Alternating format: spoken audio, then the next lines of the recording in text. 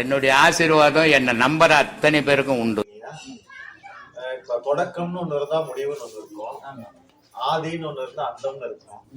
அது போல ஆசை ஒரு இடத்துல ஒதுக்குதுன்னா ஆசையினுடைய எல்லை எது? அது எங்க போய் முடியும்? ஆசை இல்ல சார், ஆசைன்னு ஒண்ணு இருந்தா அது உங்களுக்குள்ள இருக்கிற வரைக்கும் இனிமே தான் இருக்கும். இப்ப நீங்க பிறந்தா உன சாகணும்ல, இந்த மாதிரி ஆசை ஒண்ணு வந்துச்சுன்னா நீ அனுபவிச்சுன்னா போயிடும், அது வரைக்கும் இருக்கும். அதாவது வரவுன்னு ஒண்ணா செலவு, செலவுன்னு இருந்தா வரவு வரும்.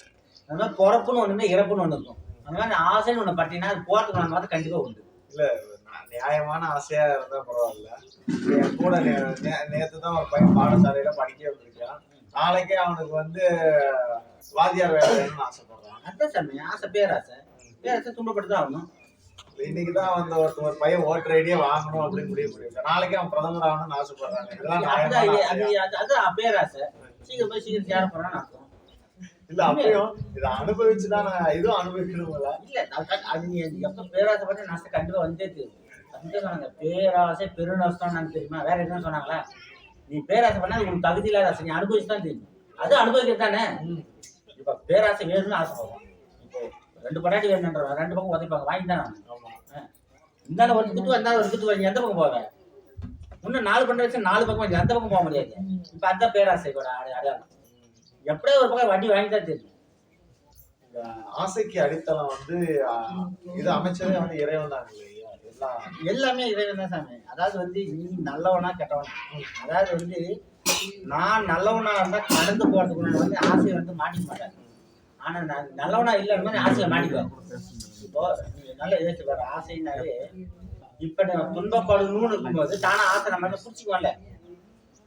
இப்போ புடிச்சுக்கிட்டா நம்மள துன்பப்படதான் செய்யும். போட இதெல்லாம் வேணாம் ஒதுக்கி போடுற, நமக்கு துன்பம் வராது இல்லை. அது மாதிரி தான் எல்லாமே ஆசைப்பட்டாவே அது எந்த ஆசை வேணா கட்டும், அதுக்கு வேணா துன்பம் இருக்கும். ஆசைப்பட்டா துன்பம் இருக்கும்.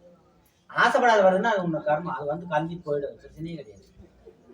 அடுத்து இறைவனோடு எப்படி உறவாடுவது? இந்த பாடம் பண்ணியா நீதான் இறைவன், இறைவனே நீதான் உறவாடு.